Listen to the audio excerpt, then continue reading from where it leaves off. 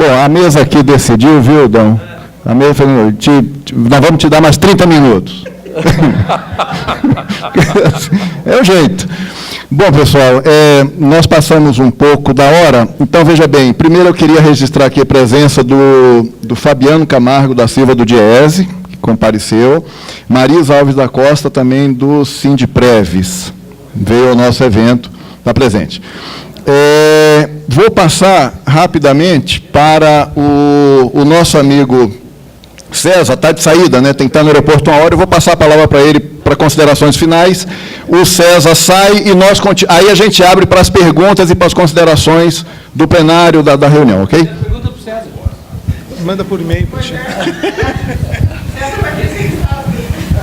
Pessoal, eu peço desculpas, mas a minha passagem está marcada agora para as 2 horas. Eu não tinha certeza qual era o horário, mas me mandaram agora um WhatsApp dizendo que eu tenho que ir para o aeroporto. Agradeço a delegacia de Curitiba pelo convite. Foi muito bom falar aqui. A primeira vez que eu estou falando sobre esse tema nosso, porque nós não começamos ainda a fazer palestras sobre esse assunto. O Dão já vem falando há algum tempo, mas a Anfip é a primeira palestra que ela está dando sobre esse assunto. Vamos intensificar ao longo do ano, e acho que foi muito boa essa iniciativa da DS, e é bom que todas essas entidades se reúnam para que a gente possa debater esse assunto ao longo do ano e também no ano que vem, porque isso não vai se resolver esse ano. Não, isso não se resolve esse ano. Isso não se resolve nem no próximo. Mas é bom que a gente plante a semente e ela gere frutos, gere uma planta, gere frutos, e a gente possa mudar isso que está aqui. Então, o trabalho esse nosso é fundamental, e, de novo, eu agradeço. Peço desculpas, de novo, por ter que sair, e, se numa próxima oportunidade for fazer um evento semelhante, eu vou ter prazer em estar aqui de novo. Então, deixo contigo as perguntas. Paulo, também.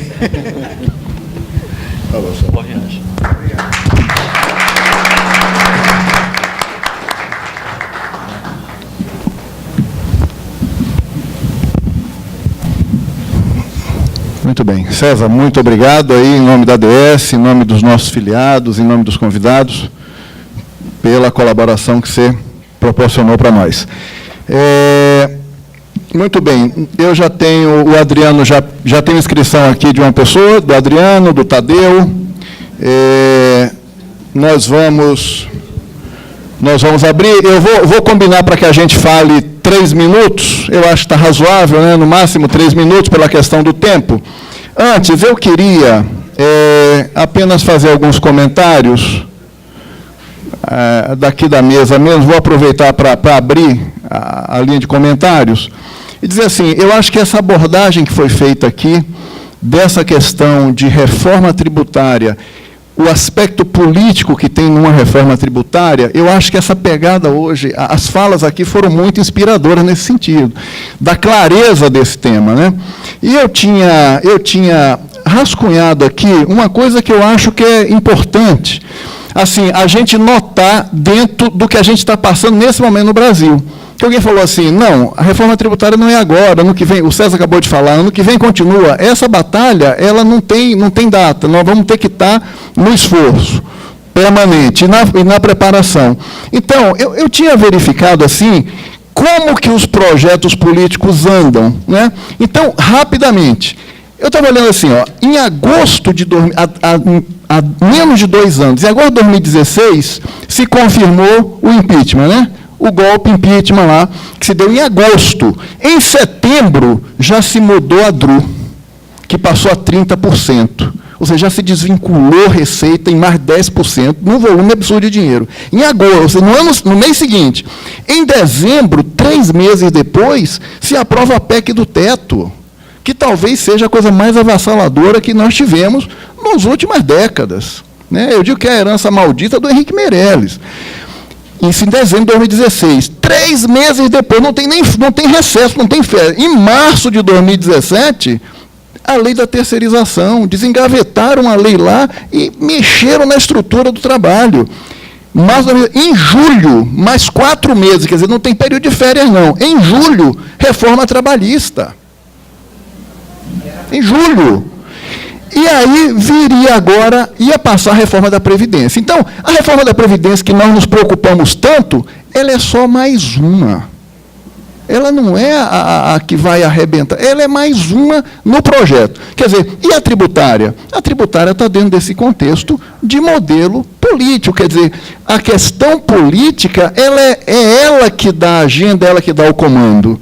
Eu faço essa lembrança para mostrar o período crítico que nós temos. E como que vai ser isso esse ano com a eleição e ano que vem. Né? E com essas considerações, eu passo a palavra agora para o Adriano, depois para o Tadeu, para as considerações e perguntas aqui para a mesa. Ok? Pronto. Ali, Adriano. Bom, Adriano Correia, do Espírito Santo. Parabenizar aí pela profundidade e brilhantismo aí dos estudos. Mas eu queria, o Carlos facilitou minha tarefa, que minha abordagem é mais ou menos por aí. Recentemente houve um ruído aí do estudo que foi divulgado pelo DIAESE, que propunha aí um aumento da alíquota do imposto de renda, os auditores estavam nessa faixa e tal, e isso provocou até, a Anfip tinha soltado uma nota técnica, retirou a nota e tal. A abordagem que eu quero fazer aqui é muito no sentido que o Carlos coloca. Está claro, Dão, apesar de todos os estudos, que a questão é essencialmente política.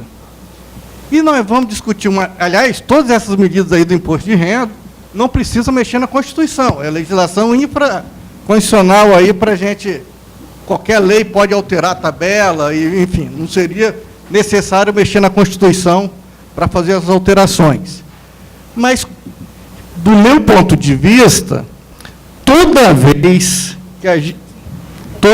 que a gente vai enfrentar um tema que mexe com a Constituição, significa perda de direitos. No Congresso, que tem uma bancada ruralista de mais de 200 deputados, que a bancada dos proprietários de empresa deve ser de 200.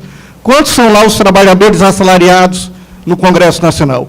Então, a minha grande preocupação, claro que quanto mais a gente difundir esse conhecimento, melhor. Mas qualquer tema que a gente leve para o Congresso Nacional, eu já sei, vamos perder. É claro, porque a correlação lá é completamente adversa para quem vive do trabalho assalariado. Então, para mim, a melhor tática é não levar para o Congresso, porque se levar para o Congresso, a gente sai pior do que entrou. Essa é a minha grande preocupação. O Carlos já disse aí as 4 que nós já tomamos aí em menos de um ano, o golpe, né, e vamos tomar mais com a reforma tributária. Então, essa aí é voltando à questão do ruído, do aumento de alíquota, eu sou daqueles que acreditam, se a gente leva qualquer proposta para a sociedade, olha, vamos fazer um freio de arrumação, vamos fazer uma tabela mais justa, vamos aumentar a alíquota dos mais ricos e vamos descongelar a tabela nos 88%. Sabe o que vai acontecer?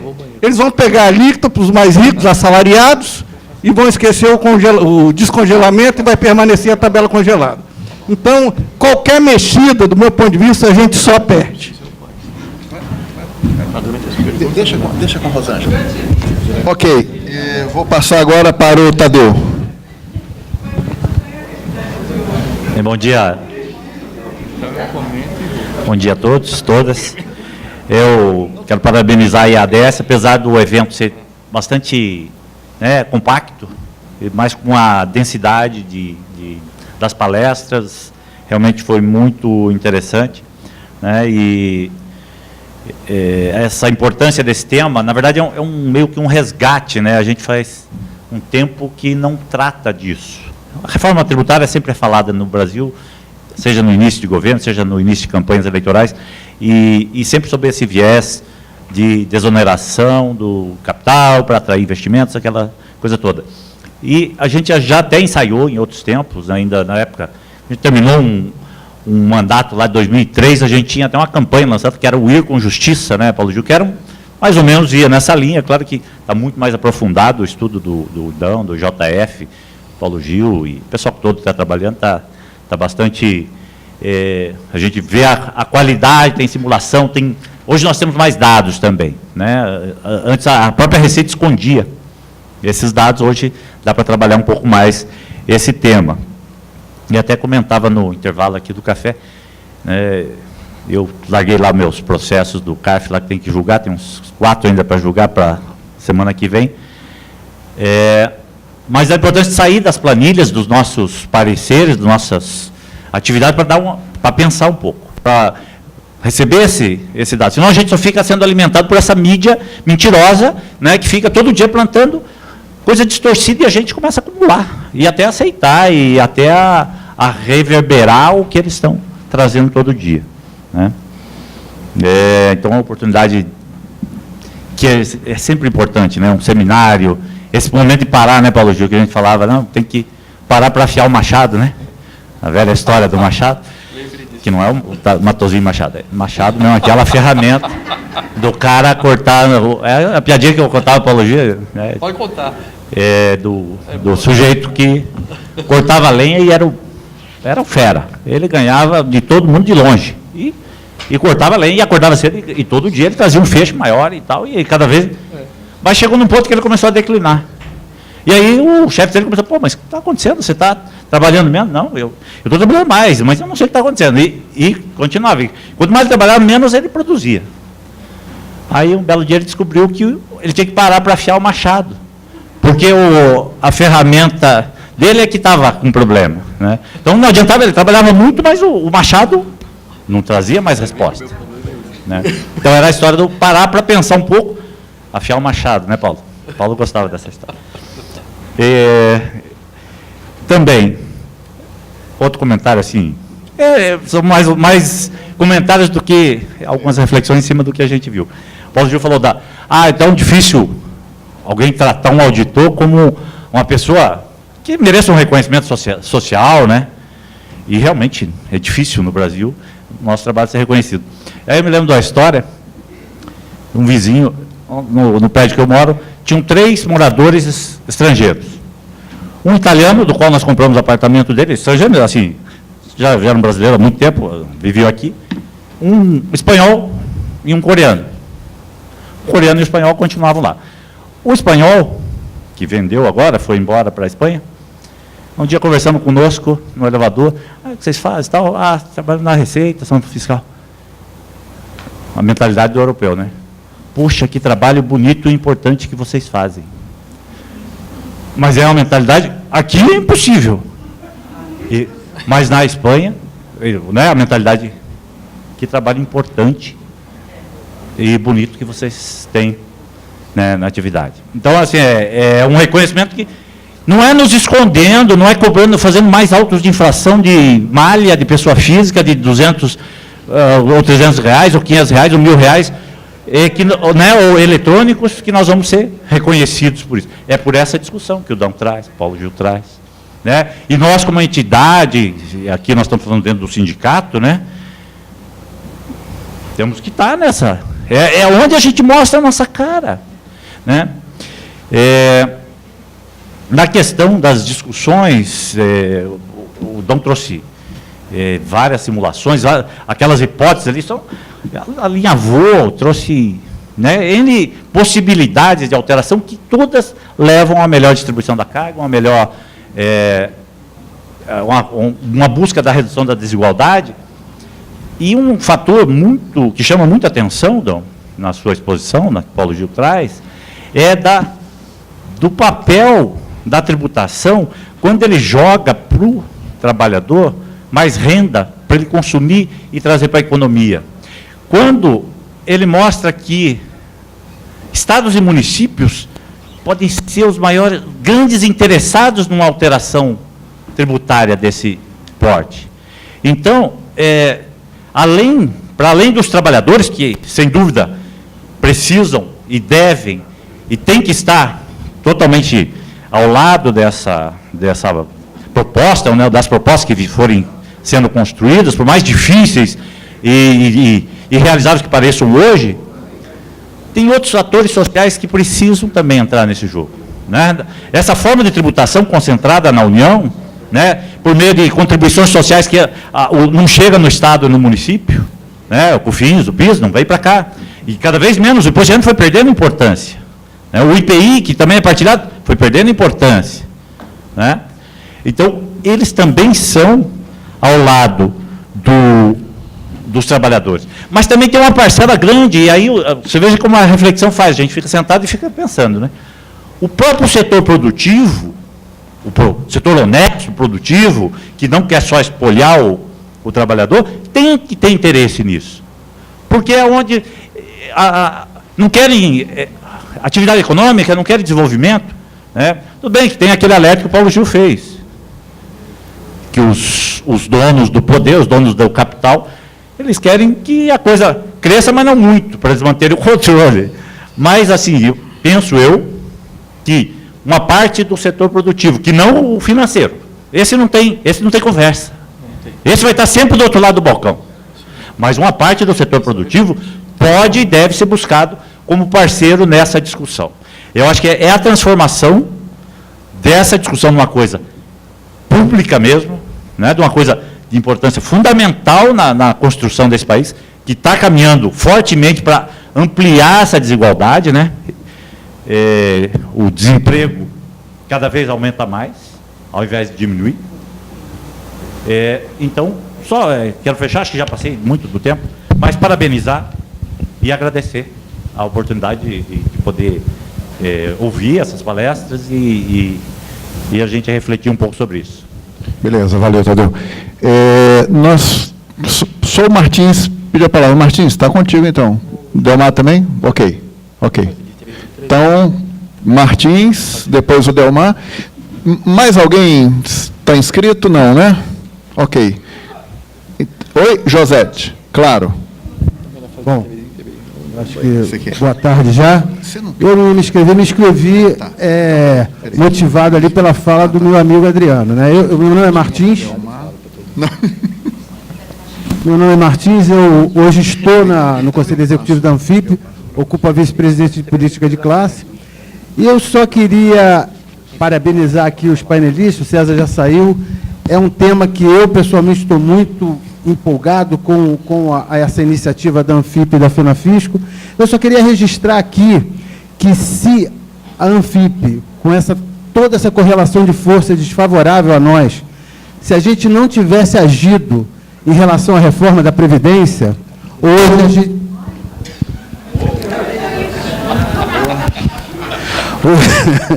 hoje a gente estaria já sofrendo as consequências dessa reforma, que era totalmente um cenário totalmente desfavorável a nós, e se a Anfip não foi a única, foi uma das principais resistências à implementação que ninguém acreditava quando a gente começou a brigar. Então, eu acho sim que a gente, como o Dom falou, tem que ter coragem, quando o colega falou que a mídia ela vai pinçar alguma coisa, vai dizer, auditores defendem alíquotas maiores, essas coisas, a gente tem que ter preparado para responder, tem que estar com conhecimento do assunto para poder rebater e ter a coragem, sim, de defender essa proposta, porque, como foi mostrado aqui, a gente não está defendendo nenhuma revolução, nada diferente do que acontece na maior parte dos países, onde a classe média chega lá e fala, nossa, como isso aqui tudo funciona, né? O Brasil nada funciona, mas quer pagar menos. Ela quer um Estado que forneça os serviços, que forneça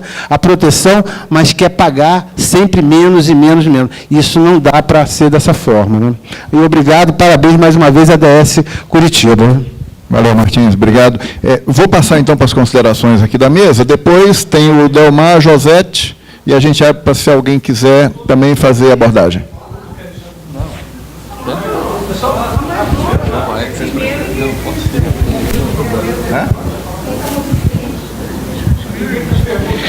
Então, vamos lá. Podemos? Tá. Então, vamos para o Delmar Joel, DS Curitiba. Ok, colegas, parabenizando a DS Curitiba, aos nossos palestrantes, César Rosso, que a gente conhece desde 91, quando ele ingressou na Previdência Porto Alegre, Paulo Gil, e o nosso professor Dão. Uma aula que tem nos dado sempre nas tuas palestras. Obrigado, Dão. Mas, já que o César também deixou aqui a possibilidade de fazer outras atividades, eu acho interessante, e aproveitando a oportunidade, já vou sugerir, que é uma coisa que a gente tem que discutir também, se inteirar do tema, além da questão da Previdência Social, que vai voltar, né, na questão tributária, que em função, acho que do tempo, que nós temos que aprofundar essa questão das desonerações. Desoneraram para beneficiar quem? E as isenções, né, que foram dadas agora e continuam, tem até o final de maio, tem aí uma possibilidade de optar por desoneração de multa, de juros, enfim, beneficia quem? Social ou capital? Então, é isso, só que eu gostaria de deixar para que nas próximas a gente possa aprofundar esses temas. Obrigado a todos, Okay. e parabenizo a DS pela organização. Maravilha. Josete DS Pelotas. Bom dia, colegas, bom dia, mesa. Também rendendo loas para esse evento, né, que, ao contrário do pessimismo do Adriano, né, nos enche de esperança. Né? Nós sempre temos que acreditar que há uma chave, né, para ser virada, né, e sempre tentar mudar essa história.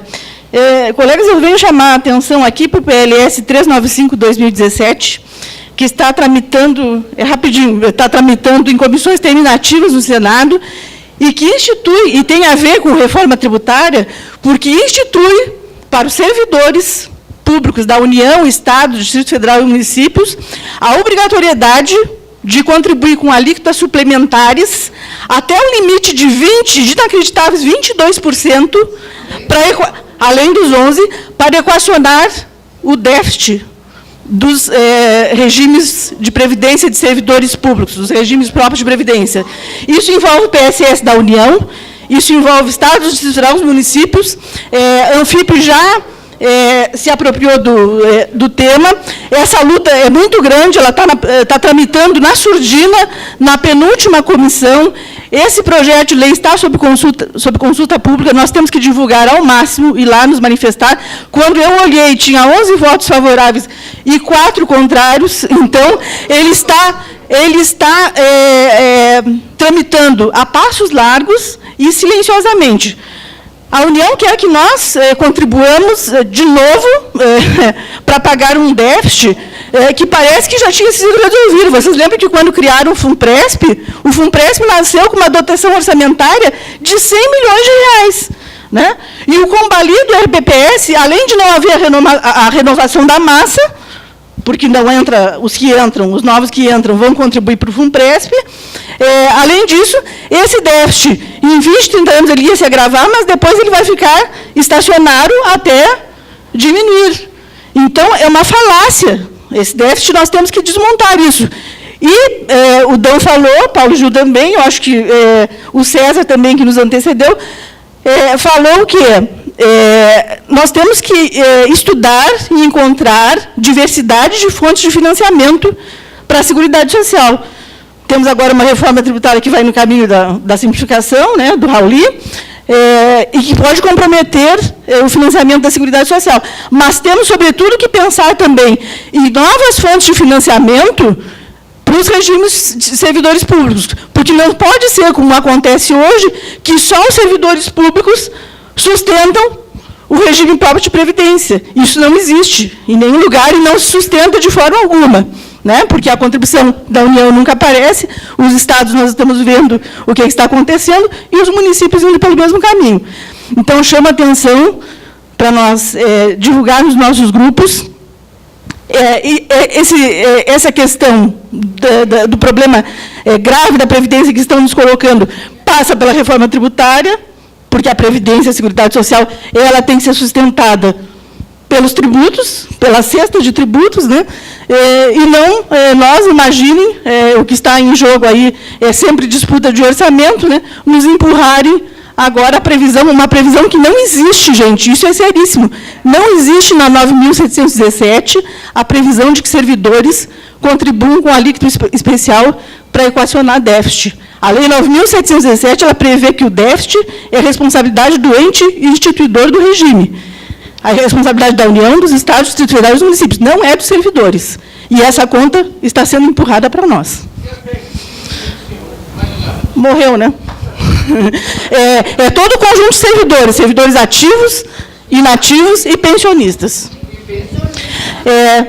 Parabéns pela iniciativa, saúdo os colegas da diretoria da DS Curitiba e todos os colegas de Curitiba por terem apoiado essa iniciativa brilhante. Paulo Gil, a clareza do teu pensamento, me apaixono cada vez mais pelo direito tributário, além do previdenciário, né?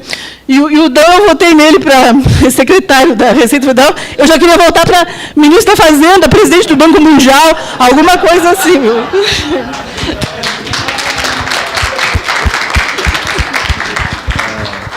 Ok, vamos passar para o nosso colega daqui da DS de Curitiba, Nelson Brandão. Para ver se eu consigo manipular isso daqui. Tá. Pessoal, estão ouvindo? Estão ouvindo? Tá. O problema é o seguinte, claro que assim, é difícil eu pegar isso daí, agora tá bom. O problema é o seguinte, realmente essa reunião aqui é extraordinária. Mas, veja, ela está circunscrita muito a nós, por enquanto, a classe média. Então, eu acho que é preciso que o sindicato e outras entidades cheguem àqueles que mais também se beneficiam por isso daí, que são os trabalhadores. E de que forma nós temos que fazer isso? Temos que ir atrás deles e colocar o problema que foi colocado aqui com sua solução para eles, para que eles também participem. Porque nós não podemos ficar circunscritos somente à classe média. Porque a classe média também, a gente tem que atraí-la para nós, pelo menos uma grande parte, porque ela saiu em 2013 contra um bocado de coisa aí. Então, agora que muitas delas foi prejudicada, e agora que vi que isso daí foi isso mesmo, então o que eu acho que a gente tem que fazer, o sindicato tem que ir em busca de outros sindicatos, propor uma reunião de âmbito geral e colocar para eles, para os trabalhadores, de todas as áreas, seja PT, PSDB, PMDB, o que seja, para mostrar que isso daí interessa a todos eles. Então, nós não podemos ficar restritos só à nossa área, que aqui todo mundo se interessou por isso, e deixar a banda passar. Não pode ser. Nós temos que ir para a luta, e realmente nós temos as eleições este ano, e quem é que garante que isso daí vai ser ouvido por esse governo que está aí? Não há condição. Então, nós temos que partir da luta, está regimentando o pessoal que tem o interesse direto, que se beneficia diretamente disso daí. Porque, no final da história, vai aparentar uma luta política entre o trabalhador e o pessoal da classe alta. E olha que eles vão reagir. Não se iluda com isso, não. Eles podem concordar com uma série de coisas, mas quando atinge o bolso deles, a gente tem visto na história do Brasil, nós estamos vendo isso hoje atualmente com esse governo que está aí, que é uma tragédia. Então nós temos que nos preparar para isso também. Se nós ficarmos circunscritos à nossa área, eu acho que vai demorar mais tempo para a gente conseguir isso daí. É só isso daí, essa sugestão, e meus parabéns por isso. Espero que se repitam isso daí cada 6 meses. Ok, mestre, obrigado. Pessoal, mais alguém gostaria de fazer consideração? Então, vou trazer a palavra aqui para a mesa. Você começa, bom? Você quer começar? Hã? Você começa? Faz o encerramento mais... Ah, então, vai lá, começa. Aí eu fico falando. Paulo Gil quer ir no banheiro. Não era para dizer? Não era para dizer, mas ele quer ir no banheiro. Eu estou administrando esse banheiro aqui. Bom, não houve nenhuma pergunta, né? Os comentários aqui foram excelentes. Eu acho que a questão que o Adriano coloca é fundamental. Eu acho que nós não temos correlação de força, nós não temos base social para defender esse tema, nós não temos nada ainda. Nós estamos começando um projeto, começando um processo de construção de base social que possa sustentar um projeto desse em qualquer parlamento. Vejam, o parlamento, claro que ele se elege com uma determinada configuração, mas ele responde à correlação de força da sociedade. Em alguns temas, é a sociedade que define, né, o que o parlamento vai, para onde que ele vai andar. E me parece que esta é a lógica, né?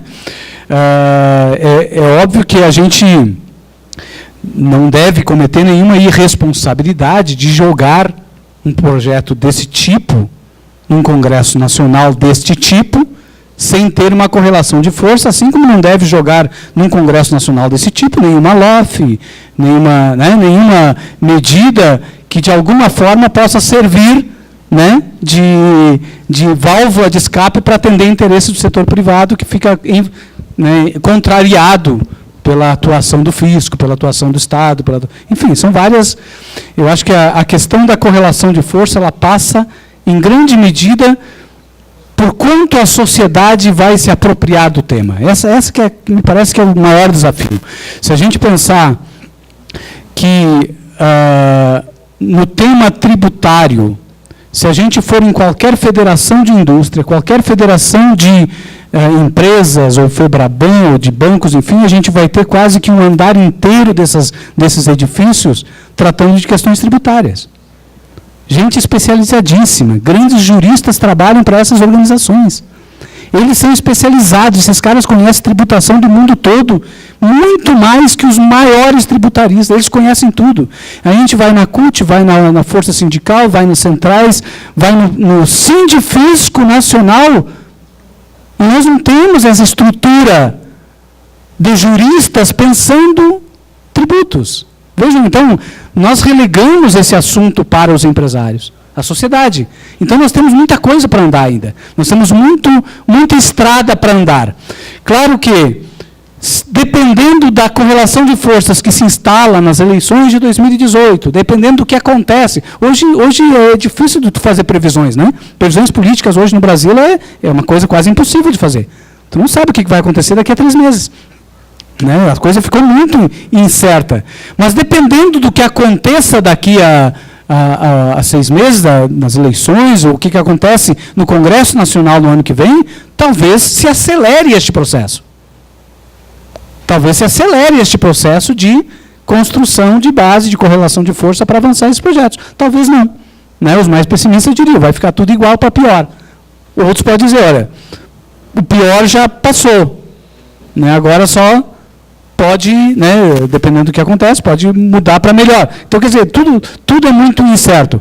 O fato é, nenhuma proposta de reforma tributária vai avançar a favor da sociedade se a sociedade não estiver organizada para defender. Nenhuma. É zero. É zero. Se o interesse da sociedade não estiver sendo defendido pela própria sociedade, é zero. Não passa. Né? Porque o outro lado é muito mais bem preparado. Né? E o Congresso sozinho. Vamos imaginar que a gente consiga eleger um Congresso absolutamente diferente do atual, um Congresso que defenda a classe trabalhadora, um Congresso que efetivamente é majoritariamente representativo da classe trabalhadora. Se não tiver base social, ele também não faz avançar essas pautas. Então, a gente não pode prescindir dessa construção de base, né? E essa construção de base começa pela nossa base. Começa aqui dentro de casa, começa a gente se tornar, cada auditor fiscal, né, cada sindicalizado, cada anfipiano, cada um de nós nos tornarmos defensores de uma pauta. E daí sim a gente começa a ir modificando. Hoje em dia nós temos uma dificuldade em casa, nós temos uma dificuldade dentro da Receita Federal, aqui tem gente que não é da Receita Federal, mas eu acho que talvez seja uma realidade comum também em outros órgãos do fisco, é de convencer nossos próprios colegas de qual é o modelo de Estado ideal para a sociedade, para o Estado, para o servidor público, né, e qual é o modelo de Estado que não serve. Nós temos já essa dificuldade dentro da casa para a gente enfrentar. Agora, não é pouca, não é pequena a luta, né, não é pequena, eu acho que quanto maior o desafio, maior é a vontade que a gente tem que ter de enfrentar. As outras observações aqui, eu queria só reforçar o que a Josete trouxe aqui. Realmente esse PLS tem que ser trabalhado como prioridade máxima, né? Esse negócio de ficar transferindo o problema para o servidor público tem que acabar, esse negócio não pode continuar. Isso aí é desmoralizar, desmoralizar o serviço público. Se o servidor público deixa isso aí acontecer, ele vai automaticamente se desmoralizando, né? Eu acho que tem que enfrentar essas questões. A diversidade de financiamento da Seguridade Social e a diversidade de financiamento de fontes para o regime próprio do servidor público tem que ser repensado, a gente precisa trabalhar, né? E no final mesmo, o que o companheiro disse, no final mesmo, tudo é uma luta social mesmo, né? Isso aqui é conflito, como o Paulo Gil diz, é conflito de classe na veia, é isto. É isso que está em corrupção. É isso que é... não, mas vai ficar de novo... Se nega o tempo todo a luta de classes. O tempo todo está se negando, né? Mas, no fundo, ela está aí presente. Só que ela está presente de cima para baixo. A luta de classes está presente permanente de cima para baixo. De baixo para cima é que ela não começou. E se fica se negando isso o tempo todo. Não pode ficar falando de luta de classes. Mas, no fundo, é isso. No fundo, a política é uma luta de classes. A política, né?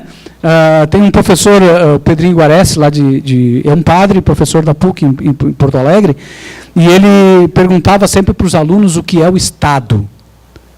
Uma definição de Estado. E os alunos, ninguém conseguia definir claramente. Ele disse que até que apareceu uma definição que ele julgou perfeita, e começou a usar nas palestras dele. Estado é o particípio do verbo estar.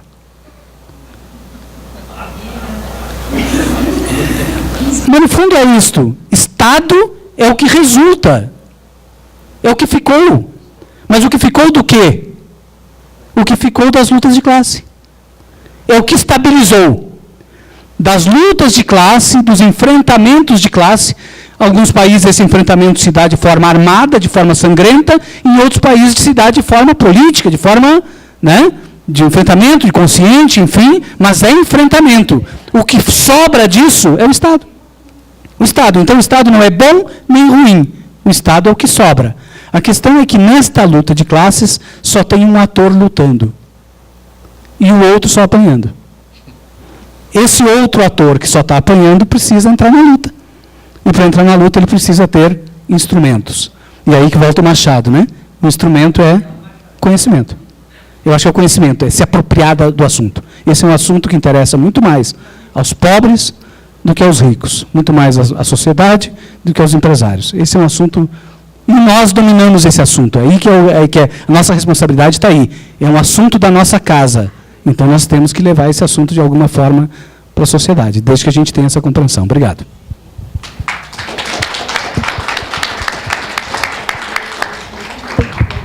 Paulo.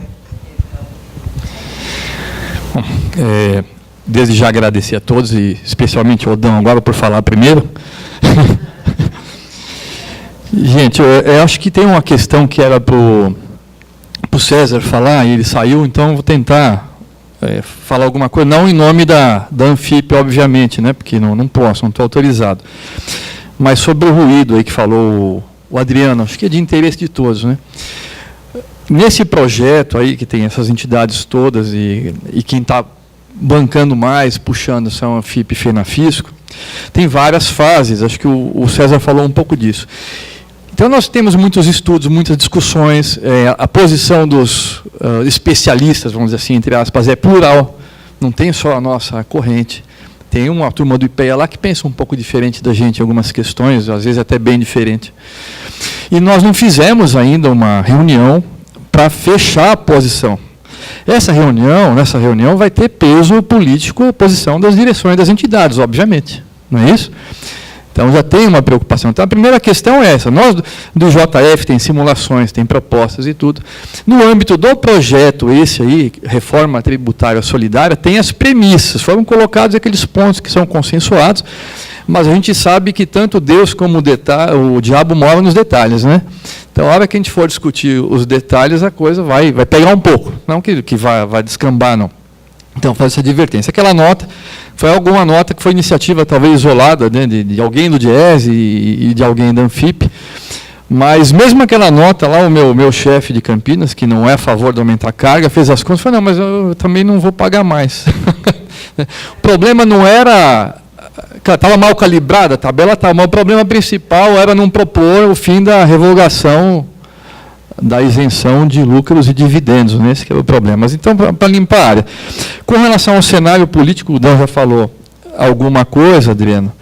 Não é uma proposta feita para discutir nesse congresso, né? O Eduardo Faiani, que é o professor coordenador, desde o começo ele disse, porque o pessoal fala, mas não vai passar nada, nesse congresso não passa nada, e ele diz, essa proposta não é para essa conjuntura, né? Essa proposta, na verdade, é uma proposta para outra conjuntura, mas não numa perspectiva estática, ela vai acontecer, cair do céu, não. Ela faz parte de um movimento para alterar a correlação de forças e alterar a conjuntura, porque a conjuntura é dinâmica, não é isso? Essa proposta deve ser uma ferramenta, como disse muito bem o Dão, para ser apropriada por amplos setores sociais, como disse o Nelson aqui, para que ela altere a correlação de forças. Então, ela pode se constituir num grande movimento. E pelo lançamento da proposta lá no Senado, aí falando dentro do Congresso, falando da repercussão, tanto na imprensa, que buscou distorcer um pouco, pelo menos nas manchetes. Você vê que a matéria, às vezes, fala direitinho, a manchete vai lá. Entidades do fisco querem aumentar a carga de imposto. Posso. Não tem jeito, a gente não controla a imprensa é assim desde... Né, quem quiser se informar bem não pode mais seguir os jornalões, olhe para ver o que eles estão dizendo, mas vamos buscar jornais e blogs independentes, né? Então, mas teve repercussão na imprensa, teve repercussão nos parlamentares progressistas, e o relator da reforma tributária esteve lá, isso foi muito importante. E ele foi lá e disse, olha, essa proposta 99% é a minha. Tá certo? 99,9%. Eu acho assim... aí alguém da Oxfam disse assim, pois é a mesma lógica da concentração de renda. O 0,01% é que define como vai a coisa. Mas então é isso. Mas foi importante, ele reconheceu que tem peso, que a iniciativa vai repercutir na sociedade. Com relação à conjuntura política, tem essa coisa, que é o desdobramento da conjuntura, muito polarizado o país, a gente nem sabe se vai ter eleição. Mas o principal problema das eleições passadas, das últimas eleições, qual foi? Foi o financiamento privado de campanha. Não é? Foram 7 bilhões gastos, isso registrado no TSE, nas campanhas aí de 2014, 7 bilhões. 95% desses recursos vieram de empresas. Bilhões. Falei milhões, né? Bilhões.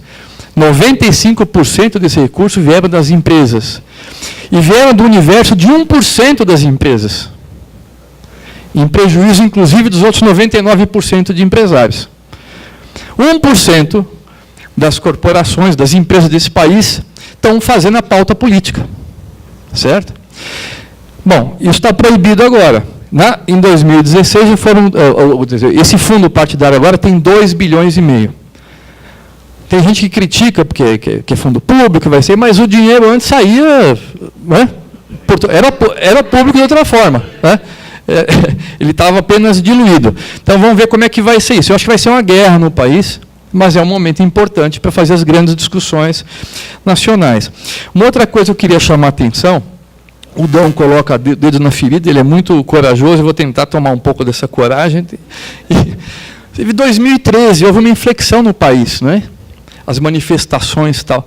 Uma das coisas que podem sintetizar aquelas manifestações, porque tinham pretensões muito difusas ali, mas uma delas é a dicotomia que dizia o seguinte, mais Estado, padrão FIFA nas escolas, na saúde, não é isso? No transporte público, e menos impostos.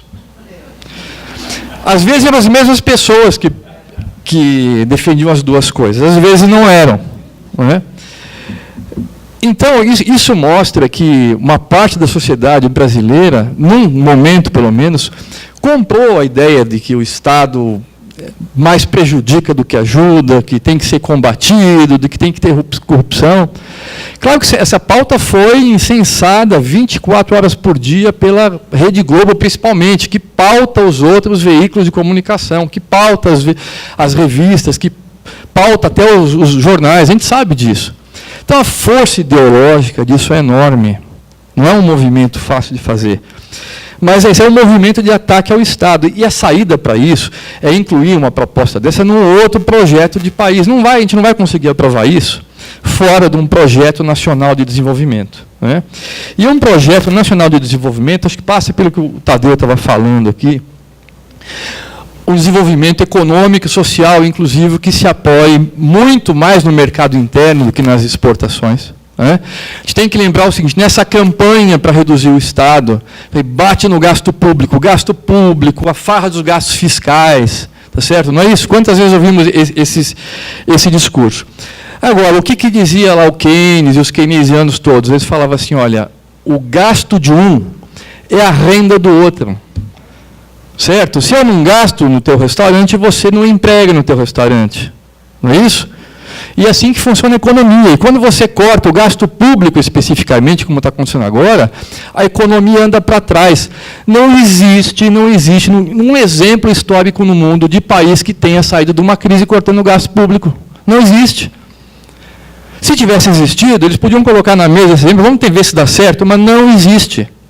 Certo? A gente pode desafiar qualquer um deles a provar. Qual país saiu da crise gastando menos, cortando o gasto público? O Estado é o principal gastador. E aí, falar de uma outra questão. Nós temos possibilidades no país. Para onde nós vamos, o nosso projeto de desenvolvimento, né? Tem alguns caras que falam que nós temos 3 frentes de expansão. Não adianta a gente tentar competir com os coreanos agora em automóvel, com os japoneses, com os alemães, ou em eletrônicos. Isso aí nós perdemos. Mas nós podemos fazer uma indústria em cima do mineral, com cuidado na extração e tal, com efeitos encadeadores para trás e para frente. O que aconteceu quando a Petrobras se fortaleceu? Ressurgiu a indústria naval no país, que estava morta desde a década de 80. Não é isso? E agora, na crise, o que aconteceu com todo esse ataque à Petrobras? A indústria naval foi para o buraco. Olha como é que está o Rio de Janeiro. Os colegas do Rio de Janeiro podem falar bem como é que está a situação no Rio de Janeiro.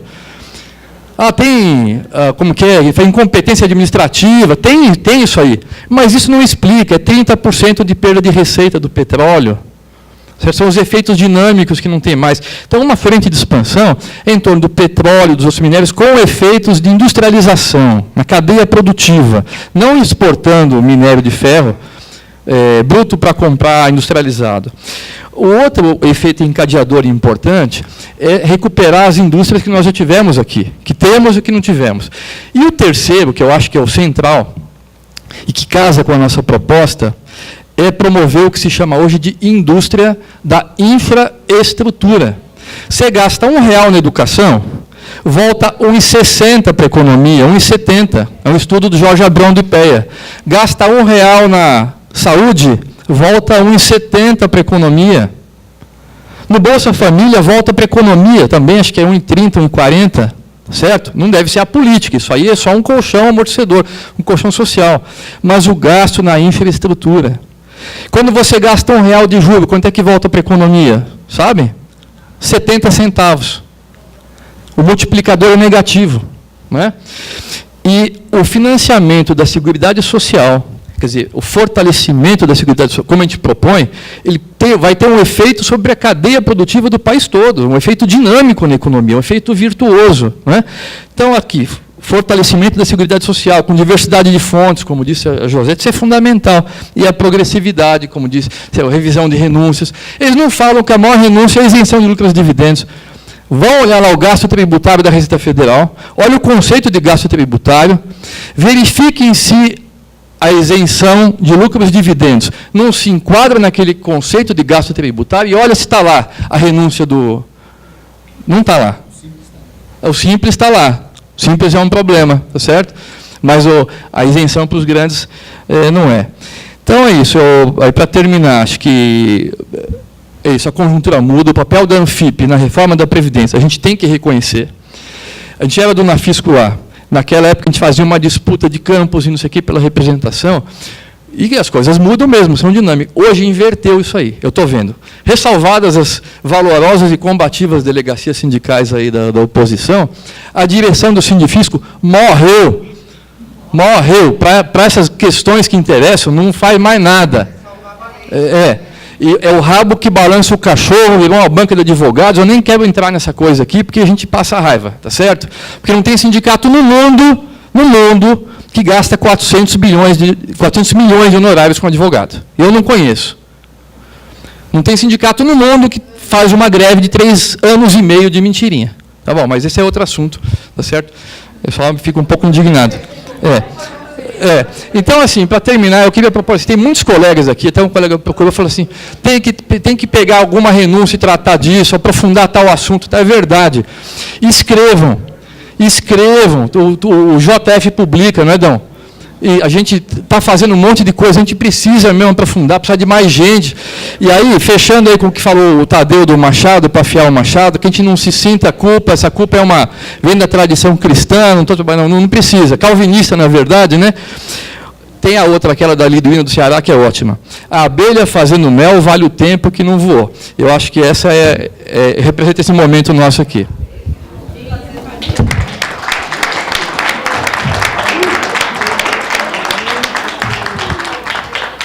Muito bem, todo mundo com fome. Assim, encerramos essa etapa da manhã, né? Nós tínhamos previsão de voltar às 2h30, mas acho que não dá, né? Eu acho que temos que almoçar. A gente pode marcar o retorno para as 15 horas, para discutir mais especificamente a proposta que o deputado Raul apresentou.